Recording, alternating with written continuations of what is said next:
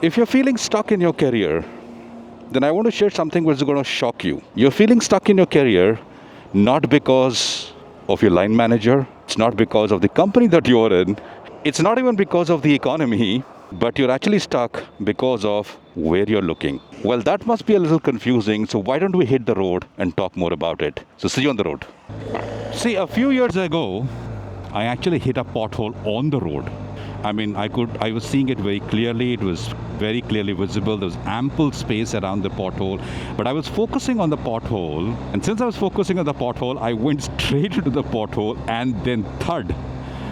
My bike actually went through it. I stopped. I wondered what actually just happened, right? I'm a dumb guy. There's so much space around it, and how come I didn't avoid it? I realized something very humbling at that point in time. See, the motorcycle did not fail me. My focus, that is what failed me. In riding psychology, this is called as target fixation. I'm sure you must have heard. So your body follows your gaze, hand follows your eyes, direction follows attention. So if you stare at a pothole or a barrier or obstacle or a parked truck or whatever it is, your body will subconsciously steer towards it. Why? Because your brain connects your visual focus to your motor response. So the hands follow the eyes, balance follows the vision. So while taking a curve on a motorcycle, one is always told that not to look at the outside of the wall. So for example, if I'm taking a turn right now, and if I'm going to be focusing on those signposts out there, my bike will start going towards the signpost. Instead, you're asked to look into the line, so that when I kind of focus onto the line, my body tilts automatically towards the direction I want to go. So I go where I actually look. If you saw, the bike will automatically align itself naturally. And this is, guys, not a motivational philosophy, this is neurology. Your brain does not comprehend negative statements. Like when I hit the pothole, I kept saying, don't hit the pothole, don't hit the pothole, and I went straight through it. And I hit it. Now, like, if I did a small thought experiment and asked all of you listening to my video saying, hey, don't think about an elephant, the first thing I can tell you for sure, you would have thought of an elephant. This target fixation is just not on the road. It's beyond riding. It is in your corporate life. It's in your personal life. So I'm going to pull my bike aside and we'll speak about this interesting topic called target fixation and how it slowly and steadily can either help you or ruin you. I am going right behind the car. If I keep looking at the car, I'm going to hit the car because that's an obstacle. But if I'm going to shift and look at the exit between the bike and the car, and I keep looking at the exit, automatically I will start going towards the exit, if you see. If I keep focusing on the car, I'm going to go ram into the car. So I'm going to look at the exit. The exit is on the left-hand side. If I go towards the exit, I will take a clean exit out there. And once I've crossed the obstacle, I'm going to look at the next obstacle, which is the bike, and I'm going to look at the exit to the right-hand side. I go towards that. So even while riding, when you see a target that you're going to ram in, while you look at it and you kind of look at the exit where it is, you still have to keep your peripheral vision open because you never know who's going to come from the left or the right. Same applies even in corporate career, and I want to talk about that. I pulled aside because this is serious and I think it requires to sit down and talk. Now, a few years back in my corporate career, I actually hit a pothole. Not literally a pothole, but pothole basically means an obstacle, right? And I really hit that obstacle. So this was during my early days in a corporate as a team leader. And this will apply for even if you're not a team leader. I had applied for an internal job posting to get promoted as a team manager. Along with me, there's another colleague of mine who also applied. He made it through, and I couldn't make it through the interview. I'm sure a lot of you would have gone through this or would have experienced this in some form or shape. And you know what happens? What goes in your mind when something like that happens, right? You're dejected, you're demotivated, you start kind of blaming the whole system. You think the interview was biased. I'm not too sure that's true, but you think not right for you. You feel that you're not being valued. So all these kind of negative things start, coming into your mind, and you get you basically get caught in this trap. It's like the pothole on the road that I just talked about, right? So now that I have all this resentment and I've got all these dejections that's running in my mind. So what happened with me was I was only focusing on the fact that I did not make it and that everything was biased and everything. I was just blaming everything, right? So it's like a pothole. And I hit it. And what happens with that is when you are stuck in that situation, then you start becoming very negative. And I really started becoming negative. And I became negative in a sense like I would not contribute much in meetings. I stopped asking questions. I stopped interacting with my stakeholders. I started going into my shell, and it was not pleasant at all. Every day in the morning, I would get up and say, hey, do I really need to go to the office? And the reason was because I was only focusing on the fact that I did not make it through.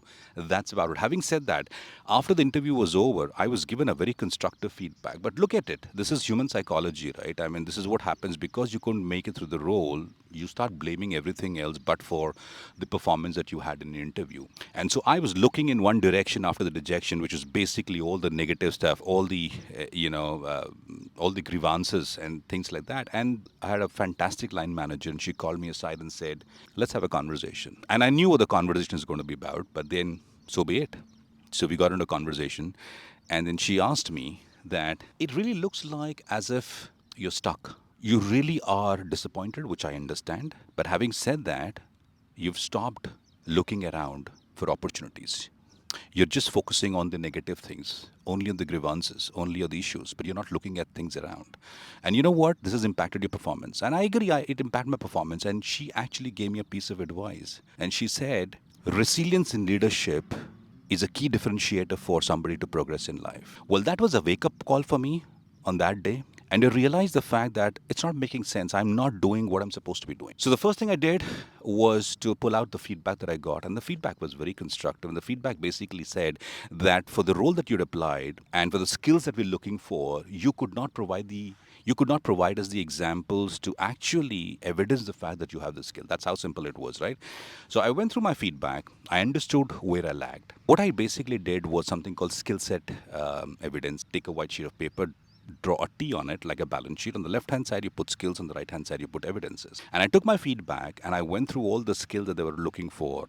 So I had the skills on the left hand side, and the right hand side, the evidences were not really strong. So the first thing I did was to enroll myself into a Six Sigma Green Belt project. And trust me, the project gave me so much of visibility that I was able to remove the inefficiencies in the project.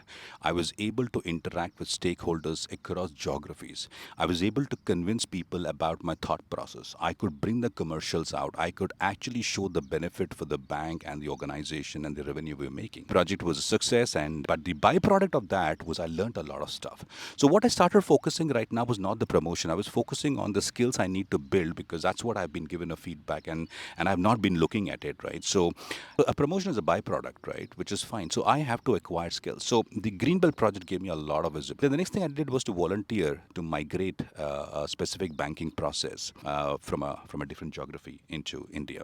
That gave me immense visibility with stakeholders outside the country as well, and also helped me streamline the processes before I brought them in house, which also added to my visibility. And again, I showed problem solving skills, I showed my communication skills, I showed my ability to think outside the box and everything else. So that's what happened. People has always been my strong point. I am very strong with people. So I wanted to kind of take that a step forward. And that's when I think, I kind of created this program called Own Your Growth. And I spoke about that in one of my videos called The Nixon Moments. If you haven't seen, you should really take a look at it. So I created this program called Own Your Growth, which is basically from my frontline colleagues where, I was trying to distill my experiences with them as to how they should navigate through the corporate maze.